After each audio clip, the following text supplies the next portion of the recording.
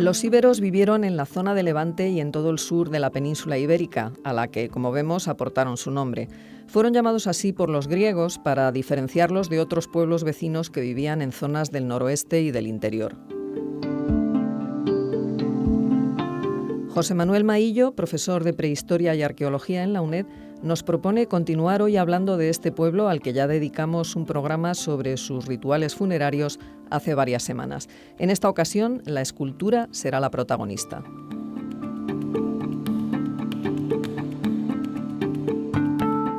Hola, ¿qué tal? Buenos días a todos. Volvemos hoy a hablar sobre los iberos, sobre la cultura ibérica, y para ello volvemos a tener también a Teresa Chava, que es catedrática de Prehistoria de la Universidad Complutense de Madrid y especialista en este mismo periodo. Buenos días, Teresa, de nuevo. Buenos días de nuevo.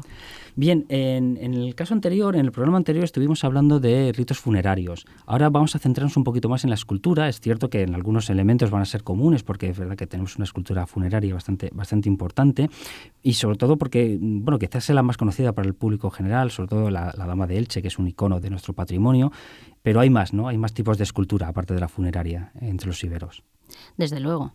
Hay escultura humana, como la Dama de Elche o la Dama de Baza, pero hay muchísima escultura zoomorfa, muchísimos animales, y entre los animales además hay también animales fantásticos, imaginarios. Es decir, que el elenco de esculturas ibéricas abarca muchísimos campos, es muy rico y con una iconografía muy variada. ¿Y este tipo de esculturas siempre estaba asociada a la muerte, o tenemos, templos o alguna doméstica? Bueno, en principio pensábamos que sí, que era una escultura exclusivamente funeraria, pero con el tiempo, afortunadamente, hemos llegado a descubrir yacimientos que no tenían nada que ver con una necrópolis y que, sin embargo, eran bastante ricos en esculturas.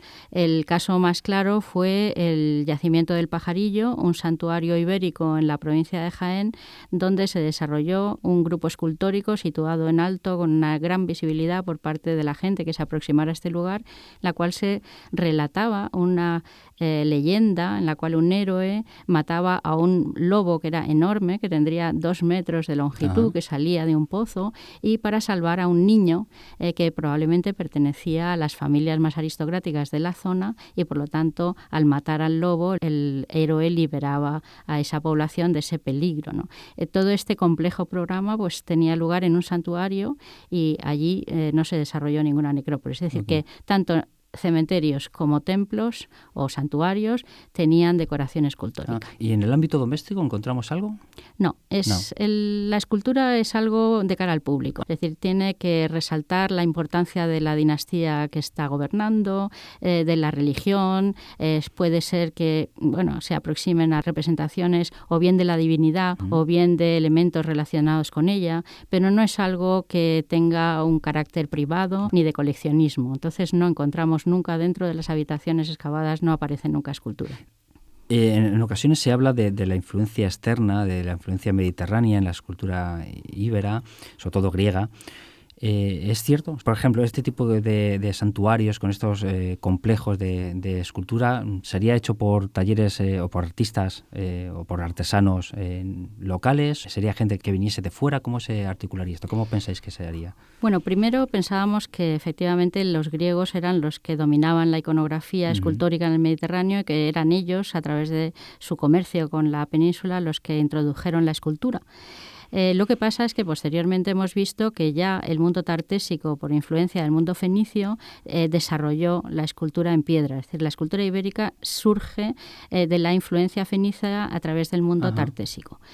A partir de ahí, los iberos desarrollan su propio gusto por la escultura en piedra, y naturalmente hay influencias que pueden ser griegas o itálicas. En todo caso, podríamos decir así en modo genérico, mediterráneas. Lo cual no quiere decir que fueran los propios escultores mediterráneos los que estuvieran aquí trabajando, sino que los talleres ibéricos, que debían ser bastantes y bastante potentes, pues conocían los diseños y probablemente incorporaran de vez en cuando artistas de fuera. Pero que lo más seguro es que realmente son los talleres propiamente ibéricos los que están incorporando modas, iconografías y sistemas de representación a los que pueden estarse incorporando efectivamente gentes de fuera. Claro. ¿Y estos talleres cómo se organizaban? Hablemos un poquitín de ellos. ¿Estaban asociados a un monarca, a un rey o a una persona rica o trabajaban por cuenta propia con diferentes clientes? ¿Cómo pensáis que trabajaban? En un principio, cuando hay esa sociedad más bien real o de príncipes, de aristócratas con mucho poder, probablemente los artífices estaban ligados a la monarquía o ligados a las principales familias y entonces digamos que eran talleres dependientes, sí. Dependientes del poder directo, haciendo pues, las obras que les eran encargadas.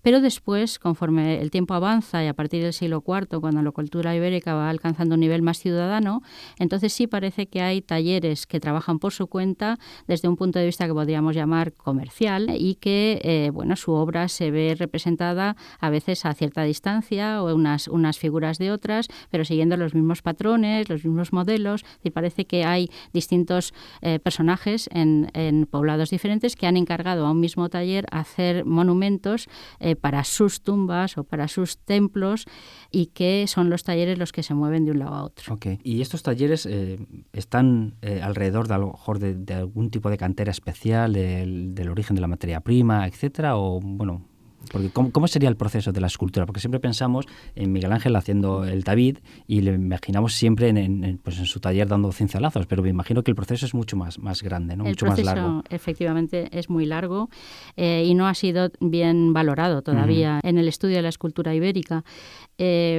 Lo primero que hay que decir es que todas las esculturas ibéricas están hechas en caliza. Ellos no usan el mármol, no usan granito, no usan nada más que la caliza. Y de determinar el afloramiento de caliza correspondiente a cada escultura es prácticamente imposible. Sabemos qué tipo de caliza es, qué fósiles puede incluir, pero normalmente esos afloramientos calizos tienen kilómetros de largo y los afloramientos a veces son visibles o después de tanto tiempo que ha pasado, pues hoy han desaparecido. Obviamente, claro. Entonces, el principio de la obra empieza en la idea del escultor que le propone al cliente lo que él quiere que quede representado. A partir de ahí tiene que buscar la materia prima, lo cual es un hecho bastante complejo y normalmente lo que yo estoy acostumbrada a ver es que los escultores de este tipo saben con qué cantera pueden trabajar cómodamente y no se arriesgan a ir buscando canteras en las cuales la piedra les puede fallar. Entonces es más fácil que transporten la piedra al lugar donde va a ser ejecutado el monumento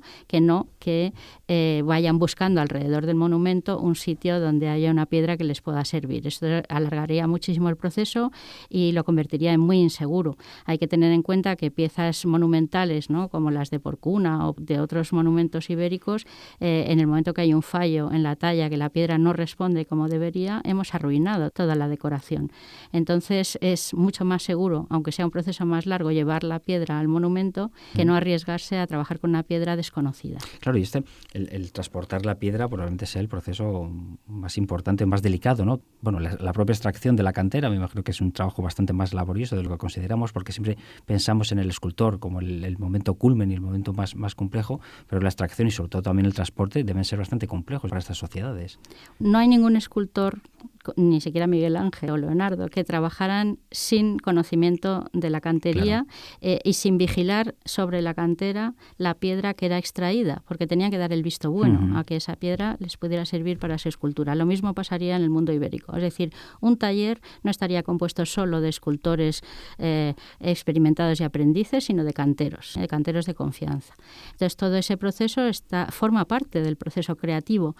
Y el transporte no podemos hablar en el mundo ibérico porque no tenemos fuentes ni nada que nos lo documente, pero sí puedo decir que en el mundo griego, por ejemplo, el proceso de transporte de la piedra al monumento era lo que más costaba de todo el proceso, incluso más que la talla por parte del escultor, incluso más que el pago de la propia cantería, era el transporte, el proceso más largo y más arriesgado de todo el trabajo de escultura. escultura. Claro, porque, en fin, hay que pasar orografías diferentes y me imagino que los peligros de que se rompa la piedra o que haya un accidente puede ser bastante más alto. Y además que los caminos entonces solían ser para cabalgaduras, claro, para herradura, caminos de herradura, y sin embargo para piedra pues muchas veces necesitas llevarla en carro. Es decir, había que acondicionar caminos de carreta solo para el transporte de la piedra. Eso es muy, muy caro. Claro. Y el mantenimiento de esos caminos, no digamos, muchísimo más. Habitualmente pasa también con la escultura griega, por ejemplo. Claro, estamos acostumbrados a verla blanca, ¿no? Del mármol, en este caso de la caliza,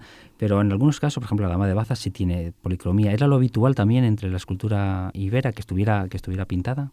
Desde luego, no creo que hubiera ninguna escultura sin pintar en lo que actualmente, si me permite la licencia, nos parecería un auténtico cromo, con unos colores muy vivos, muy llamativos, azules, rojos, negros, dorados, plateados, y tampoco creo que comprendemos adecuadamente todo lo que supone decorar o pigmentar una escultura como por ejemplo la Dama de Baza, donde se hacen preparaciones metálicas especiales para que los colgantes, por ejemplo, pues tengan una apariencia metálica, una apariencia de plata.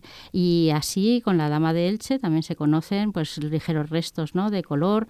Tenemos muy pequeñas pinceladas del color que nos quedan hoy día, pero nos están diciendo que tenía que haber especialistas también en pintura que requerían sus materias primas probablemente en un mercado bastante lejano y bastante caro. Para cerrar, me gustaría acabar un poco hablando de la Dama de Elche, probablemente el icono, bueno, no solo ibérico, sino realmente un icono de la arqueología española. Y bueno, de esa polémica que sobre todo hace unos años existió, ahora quizá un poco más diluida, que era sobre si era una falsificación o si es realmente una escultura de su tiempo. ¿Tú qué opinas de esta cuestión? Pues yo comprendo que en el momento en que se descubre la Dama de Elche es un momento en el que estamos desconfiando de todas las esculturas ibéricas porque se han producido falsificaciones que han afectado a un yacimiento tan importante como el Cerro de los Santos. Claro. Y en ese momento se discrimina muy mal cuál es auténtica y cuál es falsa. En el caso de la Dama de Elche, sin embargo, yo estoy convencida de que es una obra ibérica auténtica por una serie de motivos, ¿no? Uno de ellos es que, por ejemplo, algunos adornos, como las anforillas de alguno de los collares, no se conocían arqueológicamente hablando. Esos objetos no habían aparecido todavía en un contexto arqueológico y después han aparecido. Es decir, el objeto ha aparecido después de haber conocido la representación. O eran muy buenos o realmente sí. O sí, o tenían una capacidad de adelantarse, ¿no?, a los hallazgos arqueológicos que verdaderamente era llamativa. Y en segundo lugar, que en la Dama de Elche se conservan también algunas trazas de pintura que tampoco habían aparecido en ninguna otra escultura hasta entonces. Es decir, hubiera tenido que saber el falsificador que las esculturas estaban pintadas, acertar con el tipo de pigmento que le puso y luego borrarlo para dejarlo casi invisible, ¿no?, como sucede en la Dama de Elche. De tanta sutileza y tanta adelantamiento, ¿no?, a los hallazgos me parece un poco excesivo. Bueno, pues con esta reflexión de la pieza de la Dama de Elche que pueden visitar en el Museo Arqueológico Nacional, despedimos el programa de hoy dándole las gracias de nuevo a Teresa Chapa por ayudarnos a hablar un poco más y a conocer un poco más la cultura ibérica, y a todos ustedes darles las gracias también por escucharnos. Hasta la siguiente. Adiós. Muchas gracias.